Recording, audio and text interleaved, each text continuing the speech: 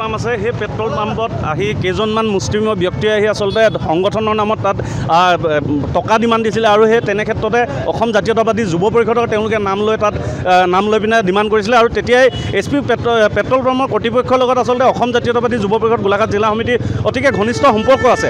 তেওঁলোকে লগালগ আমাৰ লগত যোগাযোগ কৰে আৰু আমাৰ নামত তেওঁলোকে যিসকল ব্যক্তি আমাৰ নামত আচলতে ধন দাবী কৰিব আহিছে তেওঁলোকৰ কথা কোৱাৰ লগে লগে আমাৰ সদস্যসকল আঞ্চলিক সমিতিৰ সদস্যসকল আহি ইয়াত উপস্থিত হয় আৰু তেওঁলোকক সোধা পোছা কৰাৰ লগে লগে গম পোৱা যায় যে আচলতে তেওঁলোক কোনো কাৰণতে কোনো সংগঠনৰ লগত জড়িত নহয়। তেওঁলোকে বিভিন্ন কাৰণত গোলাঘাটৰ সমাজ জীৱনৰ লগত জড়িত হৈ থকা বিভিন্ন আচলতে ব্যৱসায়িক গোষ্ঠীক আচলতে তেওঁলোকে বিভিন্ন সংগঠনৰ নাম লৈ ধন দাবী কৰি থাকে। আৰু আমি দেখা গৈছে আপোনালোকে গম পাবই গোলাঘাটৰ সমাজ জীৱনত জানে যে গোলাঘাটৰ সংবাদ মাধ্যমেও জানে যে কিছুদিনৰ আগতে এই একেকেইজন ব্যক্তি আচলতে গোলাঘাটৰ জেল মাৰ্কেটত ধৰা পৰিছিলে বিভিন্ন সংগঠনৰ নামত তেওঁলোকে চান্দা সংগ্ৰহ কৰি আছিলে।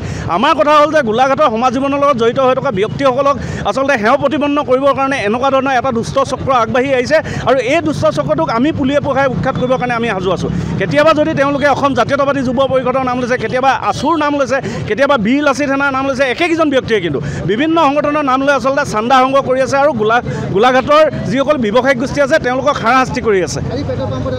আজি পেট্ৰল পাম্পত তেওঁলোকে পোনপ্ৰথমে অসম জাতীয়তাবাদী যুৱ পৰিষদৰ নাম লৈ তেওঁলোকে ইয়াত চান্দা সংগ্ৰহ কৰিব আহিছিলে আৰু তাৰপিছতে পেট্ৰল পাম্পৰ কৰ্তৃপক্ষৰ লগত যিহেতু জিলা সমিতি আমাৰ বহুত ঘনিষ্ঠতা আছে তেওঁলোকে আমাক অৱগত কৰে। অৱগত কৰাৰ লগে লগে আমি ইয়াত উপস্থিত হওঁ আৰু তেওঁলোকক হাতে লোটে আচলতে কৰায়ত্ব কৰোঁ।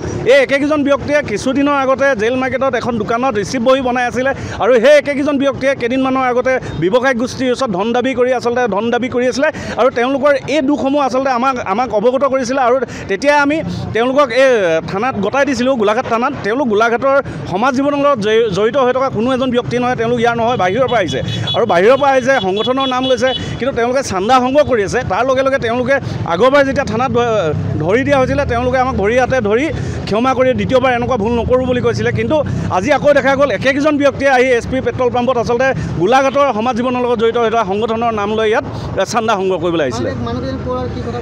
এজন ধৰা পৰিছে যোৰহাটৰ হয়, বাকী দুজন এতিয়ালৈকে ধৰা পৰা নাই। যেতিয়া পুলিচে প্ৰশাসনিকভাৱে আগবাঢ়িব তেতিয়া গম পোৱা যাব। নামকেইটা আচলতে প্ৰত্যেকবাৰে সোধোতে তেওঁলোকে বেলেগ বেলেগ নাম কয়, গতিকে সেইকাৰণে যেতিয়া তেওঁলোকৰ আচলতে নথি পত্ৰ তথ্য কৰা হ'ব তেতিয়াই গম পাব।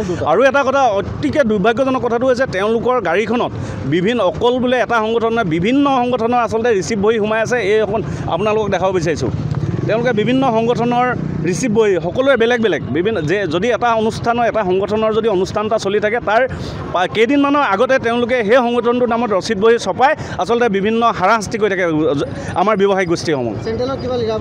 চেণ্ট্ৰেলৰ লিডাৰ বুলি কৈছে, সেয়া প্ৰশাসনে এতিয়া যেতিয়া বিচাৰ কৰিব তেতিয়া ওলাব।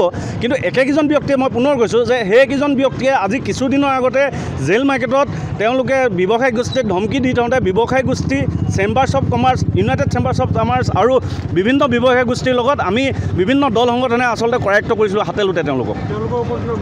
এতিয়া আমি ভাবিছোঁ যে আগৰবাৰ মাফ কৰি দিয়া হ'ল এবাৰ ভুল কাৰণে, কিন্তু বাৰে বাৰে এনেকুৱা ব্যক্তিসকলে গোলাঘাটৰ সমাজ জীৱনৰ লগত জড়িত হৈ থকা সংগঠনসমূহক বদনাম কৰি দিব, এই কথাটো কোনো কাৰণতে মানি লোৱা নহ'ব। আমি নিজাববীয়া এতিয়া গোচৰ দিম বুলি গোলাঘাট আৰক্ষী থানালৈ গৈ আছোঁ।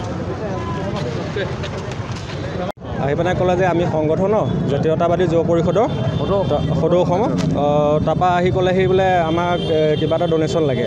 তাৰপৰা মই টকা 200 লিখি দিলোঁ। টকা 200 বোলে নামানে সিহঁতে, বোলে তেল 10 লিটাৰ লাগে। তাৰপৰা মই ক'লোঁ, তেতিয়া মই মেনেজাৰলৈ ফোন কৰিলোঁ। তাৰপৰা মেনেজাৰে ক'লে অকণমান বহিবলৈ ক'লে।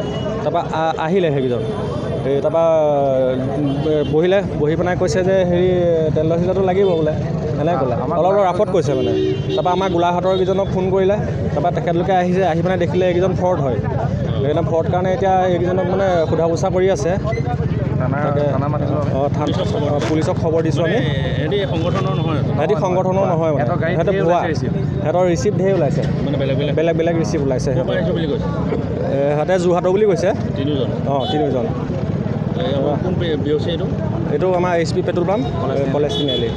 পেট্ৰল বিচাৰিছে 10 লিটাৰ পেট্ৰল লাগে। না মই এনেই কেছত বহোঁ, মানে চোৱা চিতা কৰোঁ আৰু মানে মোৰ ওপৰত এজন আছে, তেখেতক মই ফোন কৰি ক'লোঁ। তেতিয়া তেখেতে বহিবলৈ ক'বলৈ ক'লে। এতিয়া কওঁতে আপোনাৰ সিহঁতৰ কিবা হেৰি আছে বোলে, মিটিং আছে।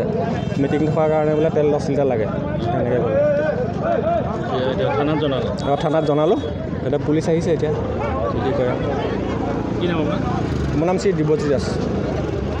যিকোনো খবৰৰ বাবে যোগাযোগ কৰক 7099017330 লগতে 7099017110 নম্বৰত।